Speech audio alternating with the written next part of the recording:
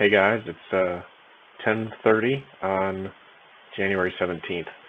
I want to talk about a few different ETFs, 5 or 6 different ETFs here that I think are all suggesting the same outcome, which in my opinion is a transition from risk on to risk off. So we'll go through them one at a time. Starting off with VIXY, we have a very large trade that came in on Friday at 968. It's currently 987. This trade is green, and it is suggesting that an institution took it long in a volatility ETF, and that this trade is 16th largest in its history, largest since back in October when this trade up here came in. Suggests to me someone went long, or at minimum covered a short. If you zoom in, you can see that this is the trade here on Friday near the close, maybe an hour before the close, hour and a half. Volatility rose a little bit. This sparse action here is the after hours. Sunday night, Monday, came down, tested it this morning, and it bounced here at that just above the level at which the trade was placed, and is currently green. So this suggests to me, at minimum, this was not a sell. This was either a short cover or a buy.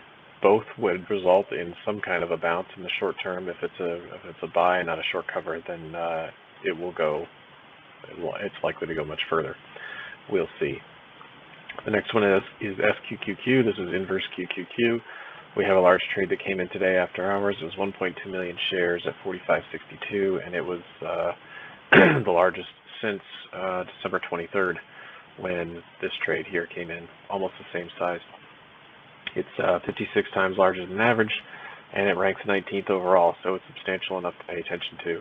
It comes here at a relative low after quite a bit of selling, as indexes have rallied over the last couple of weeks. Suggests to me that a turn is imminent, and it did turn up so far. We're at 46.02, so the trade is green by about 40 cents, and we'll see where we open. The next one is XLF. This trade that came in today at the close was 15.1 million shares. It's the largest trade since last April. It's been 9 months since a trade of this size has come in. Really big trade. It's 298 times larger than average, and it's 13th ranked overall. If you look more closely at the top 10 trades over that same time frame, as opposed to the top 3, where we had 2 big ones here and this one today, the top 10 show that we have a cluster of several trades that have all been printing over the last couple of months in this 35, 36 zone. Which I think are largely sells, mostly sells. Prices stopped advancing. This is behaving as a resistance zone. Maybe a couple of these here were buys at the lower end of this 34 to 36 range, but if you look back at this line, this navy line, which shows an institutional trade cluster, it also acts as an indication of where support and resistance are. You can see that this was resistance that held here. We got a test from below that held, went down, got another test from below that held, went down, came up, test from below that held, test from below again that exceeded it just barely, but then it quickly failed, went back down, tested again, failed, and now we're testing again. So I don't know, 6th time, 7th time, something like that.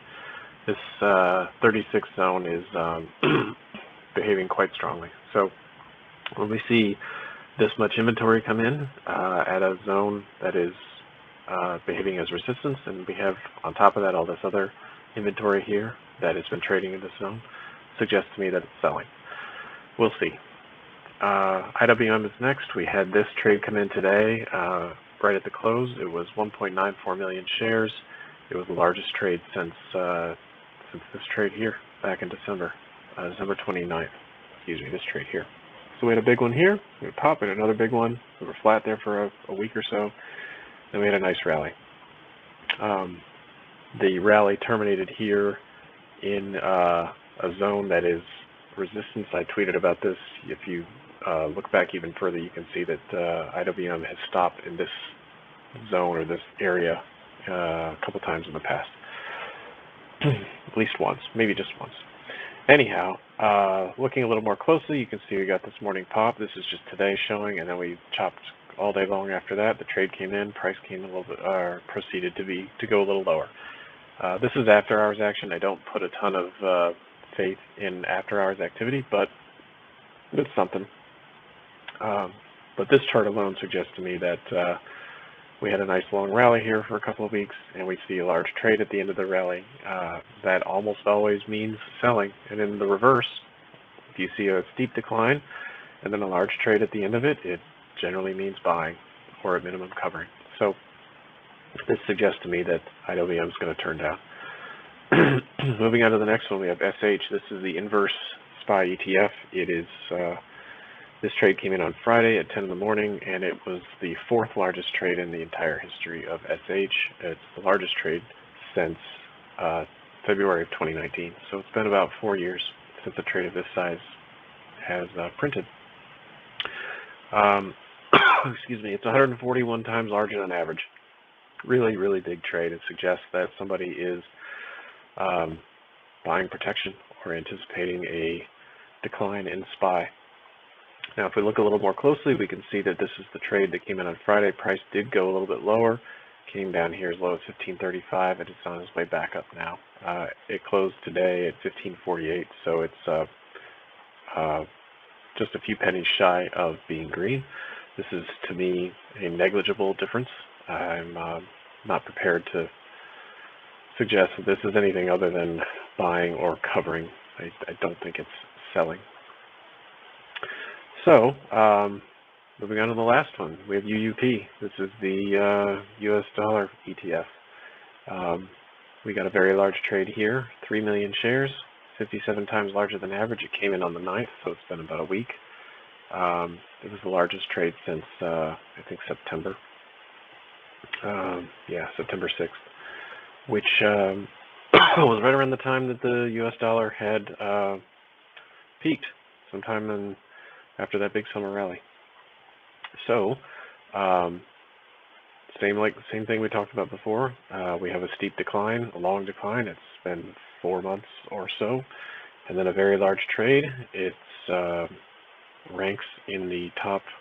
Let's see, it ranks 13th overall, so it's quite large compared to all of its other trades. Suggests to me that it's buying. If we look a little closer, we'll see that price has broken down from that level. So these came in around 2760, 2770 and 72. And for the next day or two, we got chop flatness, and then it broke down here. But after hours, it did pop back up.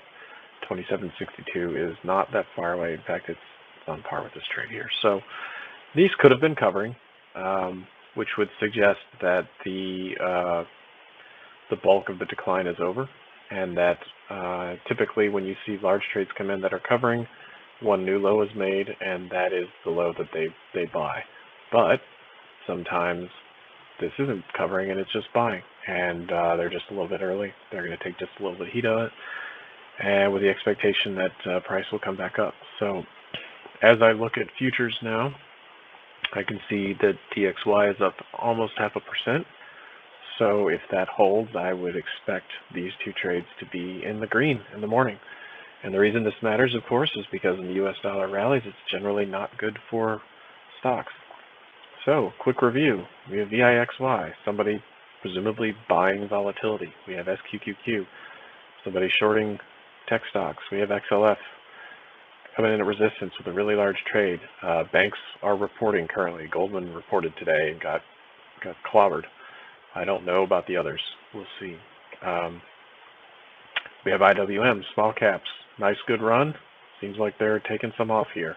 There might be more to take. There's no way to know if this is the only trade that's going to come in before a decline, or if there are others. The timing is really, really difficult. It's very difficult to anticipate or to know how long it's going to take them to distribute all the inventory that they've accumulated. But we did run for a week or so. Maybe this is enough, maybe not. It's hard to know how much they sold along the way. It's hard to know how much more they have. Sometimes they sell, they bring it down, they take it back up, sell again, bring it down, take it back up a third time. You just never know. But it does suggest that price is less likely to advance from here. We have SH, of course, shorting the SPY, and we have UUP which presents itself as a long trade on the US dollar. I think all 6 of those together, along with some of the other ones I've seen that I haven't outlined, are all pieces of the same puzzle, painting a picture, telling a story, whatever cliche you want to use. They're all parts of the story that all suggest, in my view, or point, in my view, to the same outcome, which is some kind of a decline. Now, if it comes, there's no way to know when it will begin. There's no way to know how long it'll last. There's no way to know how deep it'll go. These things are very difficult to project. I think you just have to watch the trades and watch price action and make a determination. But I think, at minimum, this is a signal to consider protecting any long positions that you may have. And I exited my last remaining long on Friday, and patiently waiting for a turn. Maybe it comes, maybe it doesn't. We'll have to see. I remember when VIXY came in, and I thought this was a pretty strong signal. I remember a week ago when UUP came in, and I thought the same thing. And so this has taken a little while to simmer. Hard to tell if and when it will turn. So stay tuned. If you have any questions, email me, info@volumeleaders.com. You can find me on Twitter. My DMs are always open. Send me a message. We'll chat about this stuff. That's it. Thanks for listening, guys. Take care.